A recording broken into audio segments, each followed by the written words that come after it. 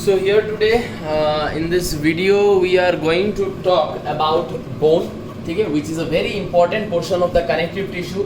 Even in entrances we can see that most of the questions from connective tissue are generally directed from bone. Okay, so this portion is very important. You will have to study it proper attention, and there are like small several parts of the bone which you need to remember. Okay, so here we are talking about the general characteristics and some informative point at first. Hardest connective tissue, okay, harder than cartilage, and it is the hardest. Strong and non-flexible tissue, okay, that pliability thing we talked in cartilage, that कान को fold करेंगे छोड़ देंगे वापस ठीक हो जाएगा, ये सब इसमें नहीं होगा, ठीक है, क्योंकि मैट्रिक्स जो है बहुत ज़्यादा हार्ड एंड स्ट्रॉन्ग है.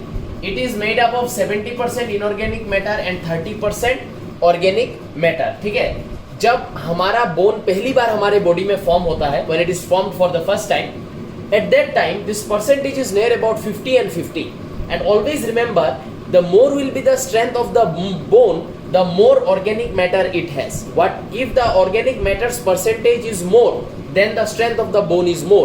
Hence, when we are 1 or 2 years of age, we rapidly fall here and there. It's not it. When we learn to walk, धूप ढाप जहाँ तहाँ गिरते पड़ते रहते हैं, ठीक है, लेकिन बोन में फ्रैक्चर नहीं होता है. लेकिन जब एक ओल्ड एज का इंसान कहीं पे गिरता है, नॉर्मली बोले चेयर से गिर गया तो उसका फ्रैक्चर हो जाता है, बोन टूट जाता है. ऐसा क्यों?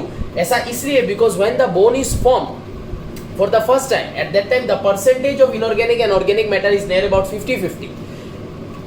Gradually as that person ages, जैसे जैसे उसका एज होते जाएगा, the organic matter will start converting itself into inorganic matter, and more is the inorganic matter, the more brittle the bone will be. Strength कम हो जाएगा, brittle नेचर ज्यादा आ जाएगा, तो जहां तहां गिरने से ही बोन टूट जाएगा. तो ओल्ड एज लोगों में हम लोग क्या देखते हैं, ऑर्गेनिक मैटर का परसेंटेज बहुत कम हो जाता है, 15%, 20% ऐसे में आ जाता है, इनऑर्गेनिक बहुत ज्यादा हो जाता है, इसलिए बोन का जो स्ट्रेंथ है वो बहुत ही ज्यादा कम हो जाता है. ठीक है, so organic matter is something which decides the strength of the bone mainly. Okay, now study of bone is called as osteology. Okay, process of formation of bone is called as ossification. Okay, ossification is the process of formation of bone. Matrix of bone is very hard and non-pliable. Nature matrix का क्या है, hard and non-pliable है. अभी थोड़ा मतलब इसके next मैं matrix draw करूंगा, अंदर क्या है नहीं ये दिखाऊंगा. ठीक है, due to the presence of, ऐसा nature क्यों हुआ matrix का, इतना hard and non-pliable क्यों हुआ? It is because of the presence of two calcium salt, calcium phosphate, calcium carbonate. These calcium salts are there in the matrix, as well as there are present some proteins like ossin protein, which is bone specific, it will be released by bone forming cell, and collagen fiber. Collagen fiber we have known in our recent discussion that collagen fiber is known for giving what? The strength. So these are the factors which is responsible for making the matrix hard and non-pliable, making the bone a hardest connective tissue.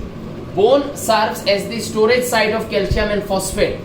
Okay, this you can use as a function of bone. What is the function of bone? So it protects the vital organs of our body. Okay, bone helps in our locomotion and movement. These are two functions. Third function you can write this: bone serves as a storage site of calcium and phosphate ions. Okay, so these minerals, calcium and phosphate, which play a very important role in our body, these minerals are stored in the bone. Bone serves as the storage site. So this is the general points and discussion. Now we will move into the how the bone looks and what is the nature of the matrix of the bone, that we will study. Okay, so here I have drawn a structure, a figure of a long bone. ठीक है, long bones of our body, कोई भी long bone consider कर लो, humerus, femur है ना, tibia, fibula, radius ulna, कोई भी long bone अगर कंसीडर करो तो ये कोई भी एक लॉन्ग बोन है. देखने में थोड़ा टॉम एंड जेरी टाइप का है, बट ठीक है, हम लोग को समझने से मतलब है. ठीक है, तो ये जो बोन है, इस बोन का ये वाला जो कवरिंग है, इसको हम लोग क्या बुलाते हैं, पेरियोस्टियम. ये हम लोग को पता है, ये एक डेंस इरेगुलर कनेक्टिव टिश्यू है. ठीक है, तो ये पेरियोस्टियम है, एंड अंदर में एक और लाइन तुम देख सकते हो, उसको हम लोग क्या बुला रहे हैं, एंडोस्टियम.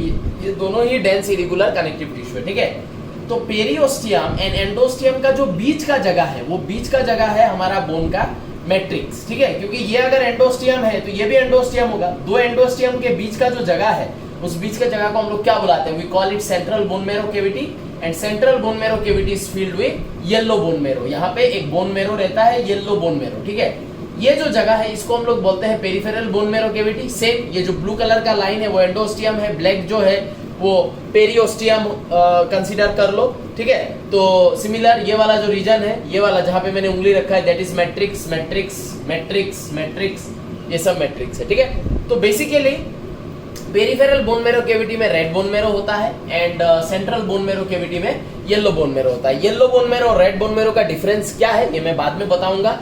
अभी मुझे फिलहाल मैट्रिक्स पे फोकस करना है। आज अगर मैं इस बोन को अगर मैं ऐसे करके काट दूं, ध्यान से देखो, अगर मैं बोन को एकदम सेंटर से अगर मैं ऐसे करके काट दूं, काट के मैं अगर बोन को ऐसे करके देखूं, ठीक है, बोन अभी ऐसा है, मैंने बोन को ऐसे करके काट दिया, काट के मैंने बोन को ऐसे पकड़ा, पकड़ के मैं ऐसे दिख रहा हूं, तो मुझे क्या दिखाई देगा? इधर का व्यू दिखाई देगा कि नहीं? तो मुझे ऐसा दिखाई देगा कि ये जो बोन है, ये बोन मुझे ऐसा दिखाई देगा, ये ब्लैक में ये राउंड और ये ब्लू में ये राउंड, ठीक है। तो ये जो ब्लू वाला राउंड है ये कौन है? एंडोस्टियम। ब्लैक वाला जो है वो कौन है? पेरियोस्टियम। समझ में आ रहा है कि नहीं? ऐसे करके काटा, काट के हम लोगों ने इसको ऐसे करके घुमा के ये दिख रहा है, ठीक है। This is bone, this is bone. तो इस बोन का सेंट्रल क्या है? एंडोस्टियम, पेरियोस्टियम पता है। काट दिया, काट के हम लोग ऐसे देख रहे हैं, ऐसे ऐसे देख रहे हैं, इसको देख रहे हैं, ठीक है। तो हम लोग को ऐसा दिखाई देगा। अभी इसमें हमको पता है कि सेंट्रल बोन मेरो कैविटी में क्या घुसा हुआ है? येलो बोन मेरो। एंड ये जो जगह है, ये जगह है क्या? ये जगह है हमारा बोन का मैट्रिक्स, ठीक है। अब ये जो मैट्रिक्स है, इस मैट्रिक्स का अगर मैं एक टुकड़ा ऐसा करके अगर एक टुकड़ा को मैं अगर काट लूं और काट के मैं अगर इस टुकड़ा को जूम करके देखूं, ठीक है, तो मुझे मैट्रिक्स में क्या दिखाई देगा? मैट्रिक्स में मुझे दिखाई देगा कि बोन का जो मैट्रिक्स है, ठीक है, बोन के मैट्रिक्स के अंदर प्रेजेंट है कुछ इस तरीके का गोल गोल इस तरीके का लाइन,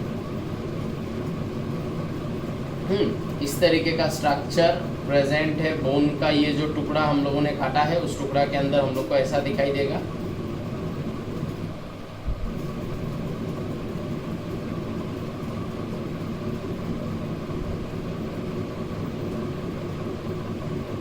ठीक है, आई होप तुम लोग को समझ में आया है कि क्या दिखाई देगा। बेसिकली इस तरीके का कुछ स्ट्रक्चर हम लोगों को, ये वाला जगह अगर काट के जूम करेंगे तो ऐसा कुछ हम लोग को दिखाई देगा, ठीक है। ये जो स्ट्रक्चर हम लोग को दिखाई दे रहा है, इस स्ट्रक्चर में ये जो लाइंस दिखाई दे रहा है, इन लाइंस को हम लोग क्या बुलाते हैं? इन लाइंस को हम लोग बुलाते हैं लेमिली, ठीक है। और वो जो बीच का जो एक राउंड दिखाई दे रहा है, बीच का जो ये राउंड है, ये राउंड क्या है? लेकुनी। तो बोन के मैट्रिक्स का हालत क्या है? लेकुनी हम लोग को कार्टिलेज में भी मिला था, लेकिन इस तरीके का स्ट्रक्चर नहीं था। यहाँ पे बोन का मैट्रिक्स इतना हार्ड हो चुका है कि that matrix forms some sheet like structure surrounding the lacunae and दो sheet like structures are called as lamellae. तो लेमिली आर सम क्या? Sheet like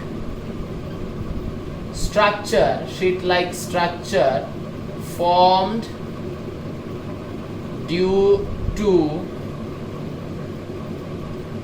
the hardening of matrix. ये मैट्रिक्स के हार्डनिंग के वजह से प्रोड्यूस होता है, हार्डनिंग ऑफ मैट्रिक्स, एंड हम लोग यहाँ पे लिख सकते हैं सराउंड्स दी लेकुनी। और लेकुनी को ये जो लेमिली है वो क्या करता है? सराउंड कर लेता है। अब हम लोग क्या करेंगे, ये जो हम लोगों ने यहाँ पे स्ट्रक्चर बनाया है, इस एक स्ट्रक्चर को जूम करके देखेंगे इसके अंदर क्या प्रेजेंट है, ठीक है। ये जो एक स्ट्रक्चर हम लोगों ने बनाया है, इस स्ट्रक्चर को जूम करेंगे, एक स्ट्रक्चर को, बस एक को हम लोग जूम करेंगे और देखेंगे इसके अंदर क्या प्रेजेंट है, ठीक है। सो तुम लोग अभी वीडियो पॉज करके ये और ये डायग्राम तुम लोग बना के रख सकते हो, ठीक है। सो मैं ये पर्टिकुलर ये वाला मिटा रहा हूं, ठीक है। आगे जैसे कि मैंने बोला, अगर एक स्ट्रक्चर को हम लोग जूम करके देखें तो क्या दिखाई देगा? ऐसा दिखाई देगा। ये तो हो गया लेकुनी, लेकुनी के साइड में ये लेमिली, ठीक है, ये हो गया।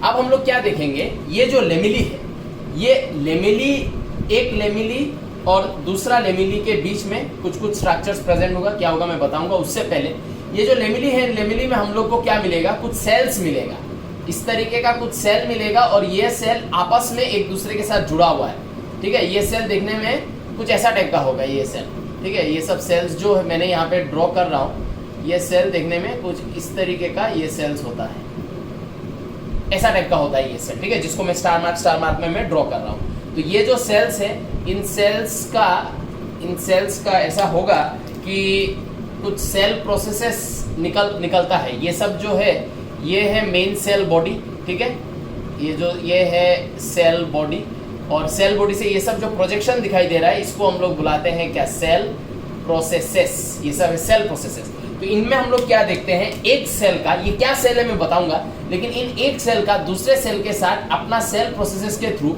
ये लोग इस तरीके से एक दूसरे के साथ अटैच्ड है, ऐसे करके एक दूसरे के साथ अटैच्ड हम लोग को दिखाई देगा, attached via cell processes with one another. And पूरा जो ये लेमिली है, इस लेमिली के पूरे लेंथ में हम लोगों को ये सेल मिलेगा जो लेमिली के पूरे लेंथ में प्रेजेंट होगा। मैं सिर्फ एक ही में करूंगा, सब में नहीं करूंगा, पूरे लेंथ में ऐसे करके प्रेजेंट होगा एंड एक दूसरे के साथ कनेक्टेड होगा।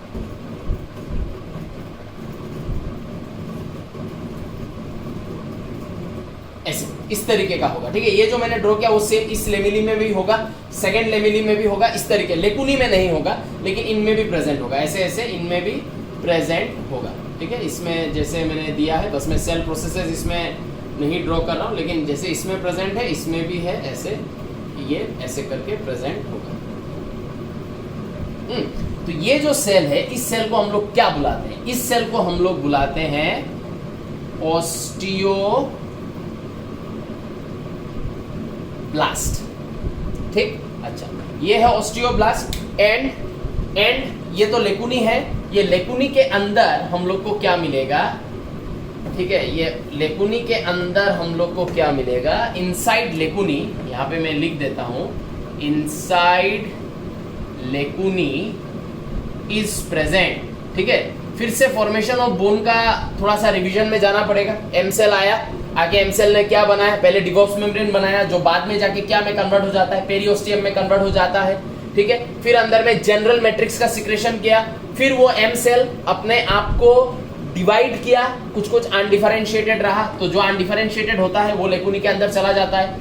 तो यहाँ पे मैं लिख दूंगा अनडिफरेंशिएटेड मेसेनकाइमल, ठीक है, अनडिफरेंशिएटेड मेसेनकाइमल सेल, ये है लेकुनी के अंदर प्रेजेंट। और क्या है, जो मेसेनकाइमल सेल डिफरेंशिएट करता है वो पहले बनाता है क्या, ये ऑस्टियोब्लास्ट का फॉर्मेशन करता है, ठीक है।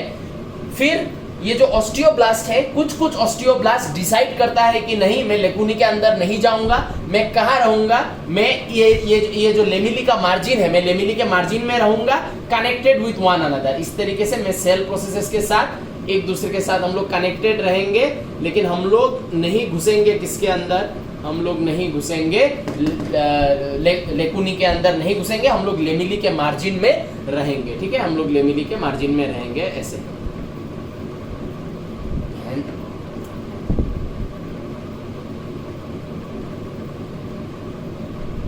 ऐसे रहेंगे, ठीक है।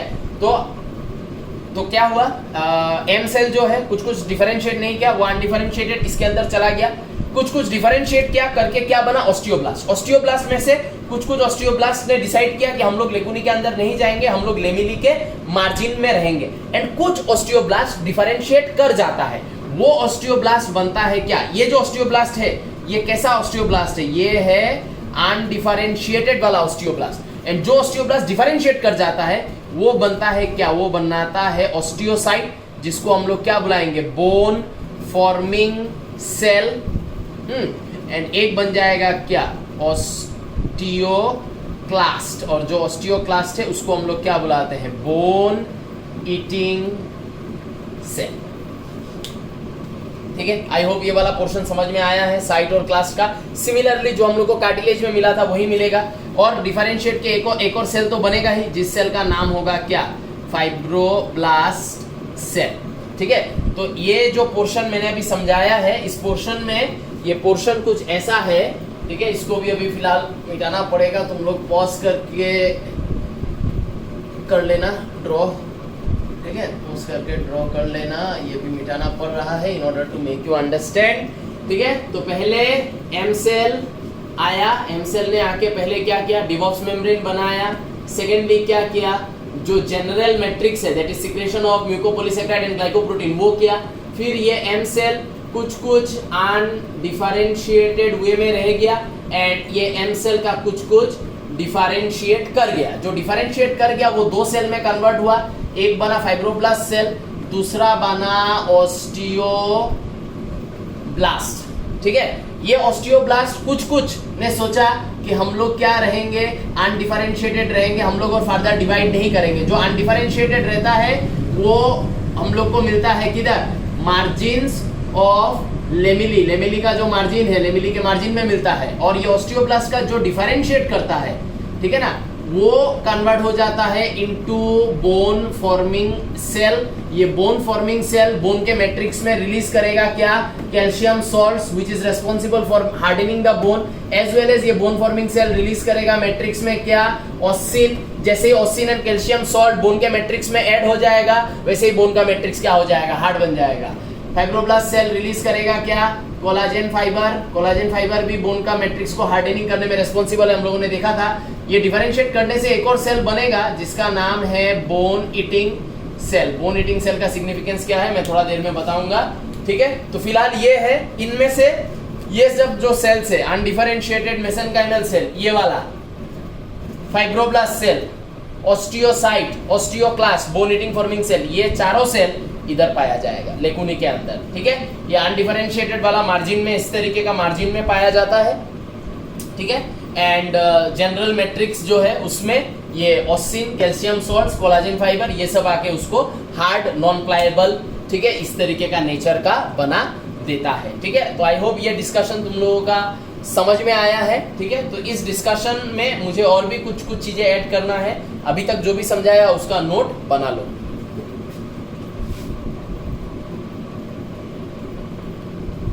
So before I enter more inside the matrix of the bone, या फिर ये जो स्ट्रक्चर हम लोगों ने यहाँ पे बना के रखा है, लेमिली, लेकुनी, ये सब का, ठीक है, वो घुसने से पहले मैं बोन ईटिंग सेल के बारे में थोड़ा सा डिस्कशन खत्म कर देना चाहता हूँ। बोन ईटिंग सेल जो है, ठीक है, इसका क्या सिग्निफिकेंस है, देखो, ऑस्टियोब्लास्ट जब भी डिवाइड करेगा तो इट इज बाउंड कि ऑस्टियोब्लास्ट दो सेल का फॉर्मेशन करेगा, एक फॉर्मिंग, एक ईटिंग। फॉर्मिंग जो है वो हमेशा एक्टिव रहता है, एंड वो फॉर्मिंग वाला क्या करेगा, ऑस्सिन प्रोटीन का रिलीज करेगा, कैल्शियम आयंस, कैल्शियम सॉल्ट्स, वो सब का भी रिलीज करेगा, करके वो मैट्रिक्स को हार्ड बनाएगा, मेंटेन करने का कोशिश बोन फॉर्मिंग सेल हमेशा करेगा।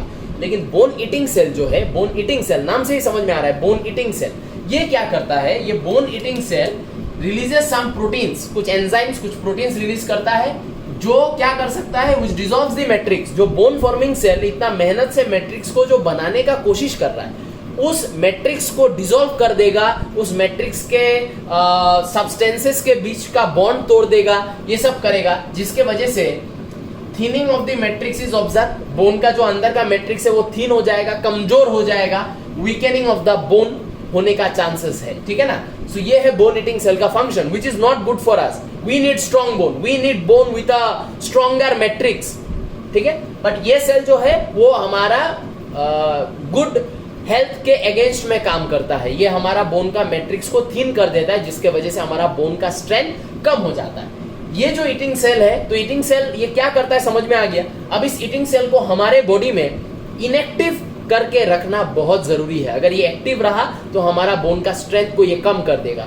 तो हमारा बॉडी में ऐसा कौन है जो इस सेल को इनएक्टिव करके रखने में हमारा मदद करता है, वो है हमारा सेक्स हार्मोन। मेल में टेस्टोस्टेरोन, फीमेल में एस्ट्रोजन। ठीक है, जो फीमेल सेक्स हार्मोन है estrogen, release by ovary estrogen. Male में टेस्टिस रिलीजेस टेस्टोस्टेरोन, तो टेस्टोस्टेरोन मेल में, फीमेल में एस्ट्रोजन, और ये टेस्टोस्टेरोन एस्ट्रोजन सेक्स हार्मोन जो इस सेल को इनएक्टिव करके रखता है, इसको अपना काम करने नहीं देता है। एंड एक और चीज के साथ तुम लोग शायद कनेक्ट करोगे, मुझे नहीं पता तुम लोगों को ये चीज पता है कि नहीं, लेकिन इतना समझ लो, मेंस्ट्रुअल साइकिल के बारे में तो तुम लोगों ने सुना ही है। फीमेल के बॉडी में जब मेंस्ट्रुअल साइकिल चल रहा होता है तब ही एस्ट्रोजन का रिलीज ओवेरी करता है। ध्यान से सुनना, फीमेल का लाइफ में जब मेंस्ट्रुअल साइकिल चलते रहता है तभी फीमेल के बॉडी में एस्ट्रोजन का रिलीज होता है। मेंस्ट्रुअल साइकिल बंद, एस्ट्रोजन का रिलीज भी खत्म। ठीक है, सो अंडर दैट सर्कमस्टेंसेस हमको पता है फीमेल का मेंस्ट्रुअल साइकिल जो है वो 10 साल के एज से स्टार्ट होता है, एंड 45 इयर्स ऑफ एज तक वो मेंस्ट्रुअल साइकिल चलता है। ठीक है ना, तो 45 इयर्स के बाद जब फीमेल का मेंस्ट्रुअल साइकिल बंद हो जाएगा तो फीमेल के बॉडी में एस्ट्रोजन का लेवल भी कम हो जाएगा। तो एस्ट्रोजन का लेवल अगर कम हो गया तो ये वाला जो सेल है, इस वाले सेल को सेक्स हार्मोन इनएक्टिव रखता था, अब जैसे ही सेक्स हार्मोन कम हो जाएगा ये सेल एक्टिव हो जाएगा। इसलिए फीमेल्स में बोन रिलेटेड प्रॉब्लम बहुत ज्यादा दिखाई देता है, especially when they cross the age of 40 और when they are nearing to 50 और आफ्टर 50। उस पीरियड ऑफ एज में फीमेल का बोन्स का बहुत ज्यादा इशू होता है इन कंपैरिजन टू मेल, क्योंकि मेल में जो टेस्टिस है वो मोटा मोटी 65-70 ईयर्स तक भी वो टेस्टोस्टेरोन छोड़ते रहता है, ठीक है, कम छोड़ता है, जैसे जैसे एज होते जाएगा शायद कम छोड़ेगा, लेकिन छोड़ता है। लेकिन फीमेल में जैसे ही मेंस्ट्रुअल साइकिल बंद होगा एस्ट्रोजन का रिलीज एकदम बंद कर देता है ओवरी, जिसके वजह से फीमेल का बोन ईटिंग सेल जल्दी एक्टिवेट होता है, ठीक है, 45 ईयर्स के बाद ही एक्टिवेट हो जाएगा और एक्टिवेट होके बोन को ये क्या करेगा, अंदर से वीक बनाने लगेगा। फीमेल में ऑस्टियोपोरोसिस का प्रॉब्लम करने लगता है, that is weaker matrix of the bone, ठीक है, वीक बोन, ऑस्टियोपोरोसिस वो प्रॉब्लम हम लोग बोलते हैं, वो सब होने लगता है। इसलिए फीमेल्स को 40 के बाद कैल्शियम टेबलेट, वोमेन्स हॉर्लिक्स, ठीक है, ये सब खाने के लिए बहुत ज्यादा रिकमेंड किया जाता है। टीवी में भी हम लोग ऐड देखते हैं, वो क्यों होता है, वो इसलिए होता है, ठीक है। सो आई होप ये रिलेशन तुम लोगों को समझ में आया है कि sex hormone keeps the bone eating cell inactive, लेकिन सेक्स हार्मोन अगर बॉडी में कम हो जाए तो बोन ईटिंग सेल एक्टिव हो जाएगा और एक्टिव होके ऑस्टियोपोरोसिस का प्रॉब्लम कर देगा या weakening the bone by making the matrix thinner, ये सब इश्यूज करना शुरू कर देगा। तो ये है बोन ईटिंग सेल का जो मुझे तुम लोगों को बताना था, ठीक है। तो आई होप ये समझ में आया है। Now moving on to this picture, so we know that inside this lacunae कुछ कुछ सेल प्रेजेंट है, एफ सेल है, अनडिफरेंशिएटेड एम सेल है, बी एफ सेल है एंड बी ई सेल है इस लेकुनी के अंदर, ठीक है। और साइड में ये सब है लेमिली, जिसमें ऑस्टियोब्लास्ट अनडिफरेंशिएटेड वाला, ठीक है, ऐसे करके प्रेजेंट है। नाउ ये एक लेमिली है, ये दूसरा लेमिली है। दो लेमिली के बीच में जो ये जगह है, इस जगह में क्या होता है, दो लेमिली के बीच में जो ये जगह है, इस जगह में हम लोगों को कुछ इस तरीके का स्ट्रक्चर का प्रेजेंस दिखाई देगा। इस तरीके का कुछ स्ट्रक्चर का प्रेजेंस हम लोगों को दो लेमिली के बीच का जो स्पेस है वहां पे इस तरीके का स्ट्रक्चर का प्रेजेंस दिखाई देगा थ्रू आउट। ये जो स्ट्रक्चर है, ये स्ट्रक्चर का नाम क्या है, ये स्ट्रक्चर का नाम है हेवर्शियन कैनल, ठीक है, ये कैनल है, इसका नाम है हेवर्शियन कैनल। ये हेवर्शियन कैनल, ये हेवर्शियन कैनल, दो हेवर्शियन कैनल के बीच में हम लोग देखेंगे एक और इस तरीके का कैनल का जैसा स्ट्रक्चर प्रेजेंट है जो दो हेवर्शियन कैनल को कनेक्ट करता है। इस तरीके से दो हेवर्शियन कैनल को कनेक्ट करने का काम करता है, ठीक है। ये थ्रू आउट प्रेजेंट होगा, मैं सब ड्रॉ नहीं करने वाला। तो ये एक हेवर्शियन कैनल, ये एक हेवर्शियन कैनल, और दो हेवर्शियन कैनल के बीच में ये वाला जो स्ट्रक्चर मैंने ड्रॉ किया है ब्लू में, जो दो हेवर्शियन कैनल को कनेक्ट कर रहा है, इसको हम लोग क्या बुलाते हैं, इसको हम लोग बुलाते हैं वॉल्कमैन्स कैनल, ठीक है, इसको हम लोग वॉल्कमैन्स कैनल बुलाते हैं। वॉल्कमैन्स कैनल दो हेवर्शियन कैनल को कनेक्ट करता है, ठीक है। तो ये जो पिक्चर है, इस पिक्चर में हम लोगों को बेसिकली क्या दिखाई दे रहा है, हम लोगों को लेमिली दिखाई दे रहा है, हम लोगों को लेमिली के सेंटर में लेकुनी दिखाई दे रहा है, दो लेमिली के बीच में हम लोग को हेवर्शियन कैनल दिखाई दे रहा है, एंड दो हेवर्शियन कैनल को कनेक्ट करने वाला वॉल्कमैन्स कैनल भी दिखाई दे रहा है। ये जो चार चीज है, इन चारों चीजों को कलेक्टिवली, ठीक है, इन चारों चीजों को कलेक्टिवली कॉल्ड एज, ये चारों चीज कलेक्टिवली कॉल्ड एज क्या, these are collectively called as Haversian system of bone, ठीक है, इसको हम लोग collectively Haversian system of bone बुलाते हैं, ठीक है। अब तुम लोग के मन में ये आ रहा होगा कि सर दो लेमिनी के बीच में जो ये हेवर्शियन कैनल है, इसका क्या काम है।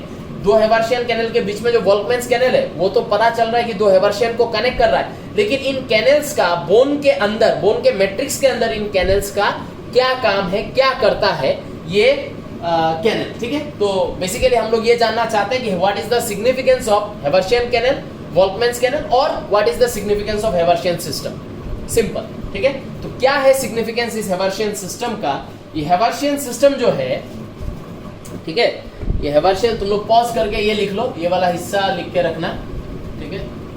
ये जो हेवर्शियन सिस्टम का जो हम लोग डिस्कशन कर रहे हैं, ये हेवर्शियन सिस्टम बेसिकली क्या करता है, ये Haversian system allows the passage of,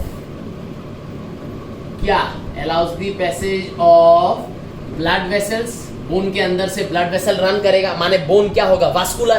cartilage हम लोग को एवास्कुलर मिला था क्योंकि कार्टिलेज का मैट्रिक्स के अंदर इस तरीके का कैनल्स नहीं था, कैनालिकुलर नेटवर्क नहीं था, इसको हम लोग कैनालिकुलर नेटवर्क भी बुलाते हैं, ठीक है।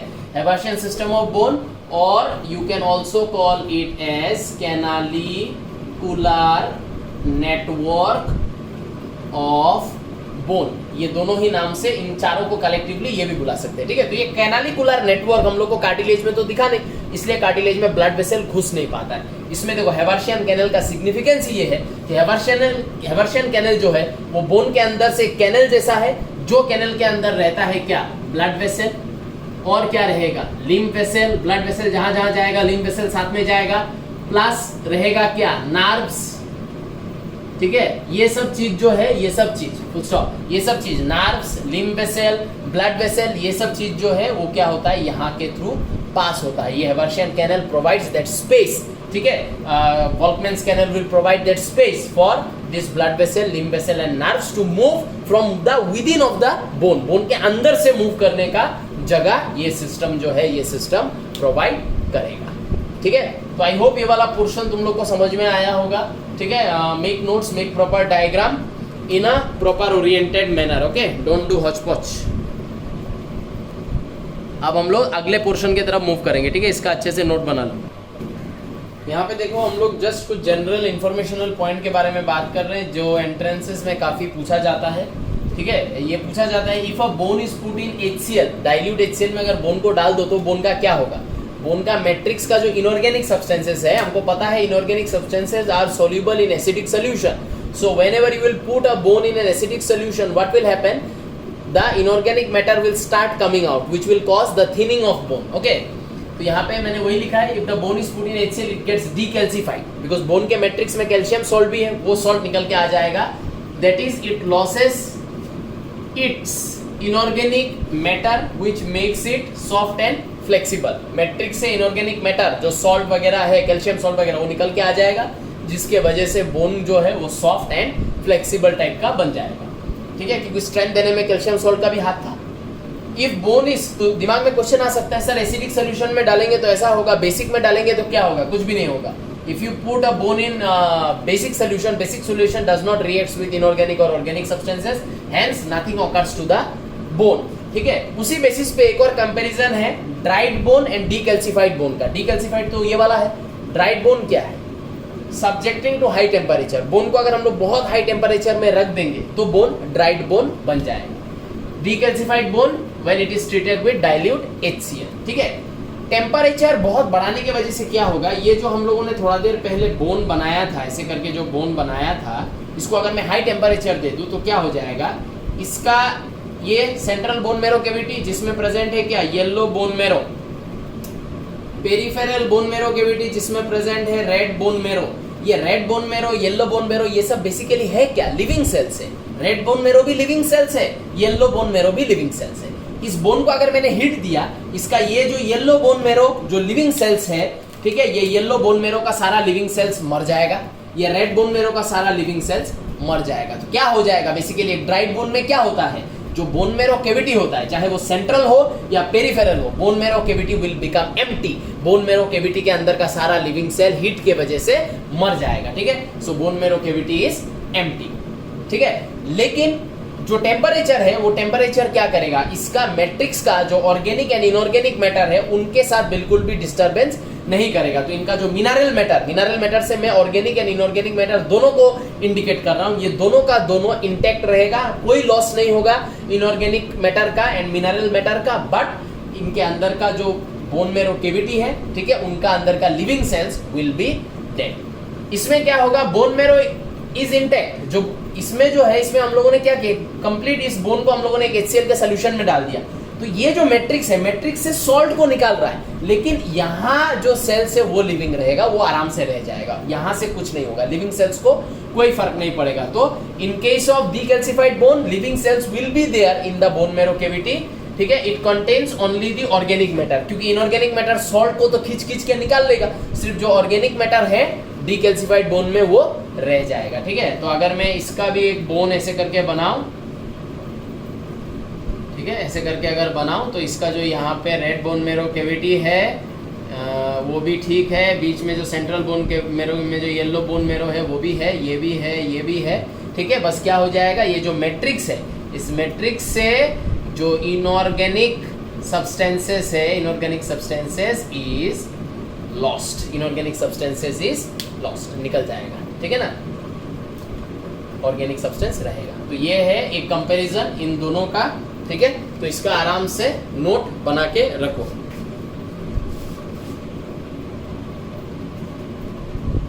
तो आज के लेक्चर में अभी जस्ट हम लोगों ने रेड बोन मेरो एंड येलो बोन मेरो का वो डिस्कशन किया ड्राइड एंड डीकैल्सिफाइड में। सो आई थॉट कि ये दोनों यहीं पे खत्म कर देते हैं। ये जो रेड बोन मेरो है, रेड बोन मेरो is present in the peripheral bone marrow cavity of long bones. जो लंबा लंबा बोन हम लोग ड्रॉ कर रहे हैं, उन लॉन्ग बोन्स का जो पेरिफेरल साइड है, साइड एकदम, उस पेरिफेरल साइड का जो बोन मेरो कैविटी है वहां प्रेजेंट है।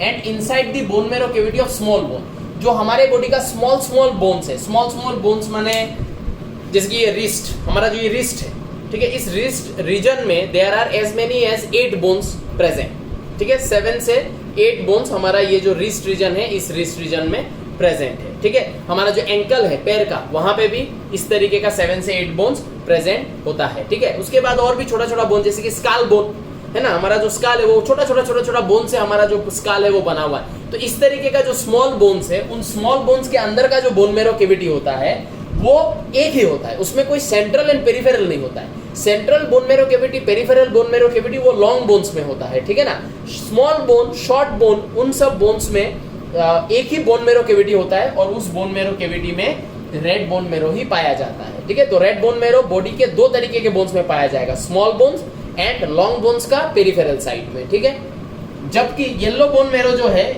It is present in the central bone marrow cavity of the long bones only. जो लॉन्ग बोन्स का सेंट्रल बोन मेरो कैविटी है, ये सिर्फ उसी में पाया जाता है। स्मॉल बोन, शॉर्ट बोन में येलो बोन मेरो नहीं पाया जाता है। ठीक है, यहाँ पे ये जो 2 पॉइंट है, ये 2 पॉइंट में एक और इंटरेस्टिंग फैक्ट ये है, हम लोग जब जन्म होते हैं, हमारा जब when we take birth, at that time all our bone marrow, चाहे वो स्मॉल बोन के अंदर हो, लॉन्ग बोन के अंदर हो, all the bone marrow is red. ठीक है, बट एज वी एज, जो सेंट्रल बोन मेरो कैविटी है, वहां का रेड बोन मेरो ग्रेजुअली खत्म हो जाता है and yellow bone marrow takes place in that portion. ठीक है, जो सेंट्रल बोन मेरो कैविटी है वो लेटर येलो बोन मेरो में कन्वर्ट होता है। लेकिन वो सेंट्रल बोन मेरो कैविटी भी जब हम लोग छोटे थे या जब हम लोग एम्ब्रायो थे, तब वो central bone marrow cavity was also filled with what, it was also filled with red bone marrow. But ठीक है, जन्म होने के बाद as we will progress to 2 years of age, 3 years, 4 years of age, तो व्हाट वी विल सी, जो central bone marrow cavity है उसका रेड बोन मेरो येलो में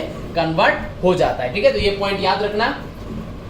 रेड बोन मेरो डिफरेंशिएट क्या करता है? Red bone marrow differentiates to form blood cells such as RBC, red blood cell, white blood cell, platelet. तो हमारे बॉडी में जो हमारा ब्लड पूरे बॉडी में जो सर्कुलेट हो रहा है, और उस ब्लड में जो हमारा 3 सेल्स है, RBC, WBC and platelet, erythrocyte, leukocyte and platelet, thrombocyte. ठीक है, तो ये जो 3 सेल्स जो हमारे ब्लड में घूम रहा है, ये तीनों सेल्स का फॉर्मेशन कहां से होता है?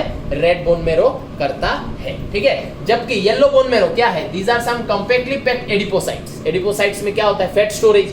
ठीक है, तो ये एडिपोसाइट्स फैट का स्टोरेज करेगा।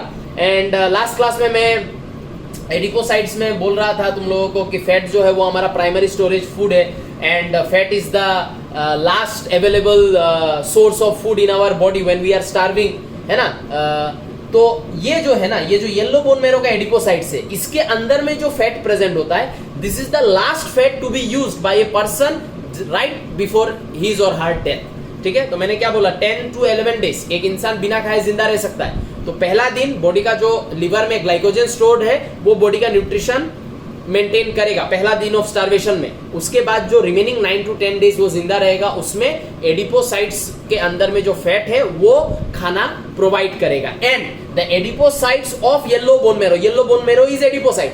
तो येलो बोन मेरो या सेंट्रल बोन मेरो कैविटी का जो एडिपोसाइट है, अगर उससे फैट निकाल रहे हैं, तो ये मतलब हमारे लाइफ के एकदम लास्ट टाइम में हम लोग पहुंच चुके हैं, क्योंकि इस एडिपोसाइट से जो येलो बोन मेरो है, इस एडिपोसाइट से अगर फैट निकलेगा, so this is the extremely last reserve of the body. इसके बाद और बॉडी के किसी भी एडिपोसाइट्स के अंदर और कोई फैट नहीं होगा। This is the last fat, ठीक है, to be used by the body during starvation. Okay, तो एडिपोसाइट्स है दैट हैज द एबिलिटी, ये एडिपोसाइट नॉर्मल एडिपोसाइट नहीं है, ये एडिपोसाइट फैट स्टोरेज तो करेगा ही, लेकिन फैट स्टोरेज के साथ साथ इसमें एबिलिटी है क्या करने का, प्लूरोपोटेंसी करने का। दैट इज इफ रिक्वायर्ड, जरूरत पड़े तो it can convert itself into what, red bone marrow, bone forming cell, fibroblast cell etcetera. ये अपने आप को डिफरेंट टाइप्स ऑफ सेल्स में कन्वर्ट कर सकता है। मान लेते किसी का एक्सीडेंट हो गया, बॉडी से ह्यूज ब्लड लॉस हो गया, तो बॉडी में जो रेड बोन मेरो है वो क्या करेगा, आरबीसी डब्ल्यूबीसी प्लेटलेट का फॉर्मेशन चालू कर देगा। लेकिन अगर इमरजेंसी है, बॉडी से बहुत ब्लड लॉस हो गया है, तो ये येलो बोन मेरो अपने आप को रेड में कन्वर्ट करेगा और कन्वर्ट करके बॉडी में आरबीसी डब्ल्यूबीसी एंड प्लेटलेट का फॉर्मेशन शुरू कर देगा। ठीक है, तो इफ रिक्वायर्ड, एक्सीडेंट हो गया, ब्लड लॉस हो गया, तो ब्लड बनाना है, ब्लड सेल्स बनाना है, तो जो आरबीएम बॉडी में अभी है वो अकेले शायद इतना मैनेज नहीं कर पाएगा, तब ये येलो बोन मेरो क्या करेगा, अपने आप को रेड में कन्वर्ट करेगा, करके ब्लड सेल्स का फॉर्मेशन करना शुरू कर देगा। कभी कभी वो भी एनफ नहीं होता है, तब हम लोग को बाहर से ब्लड लेना पड़ता है।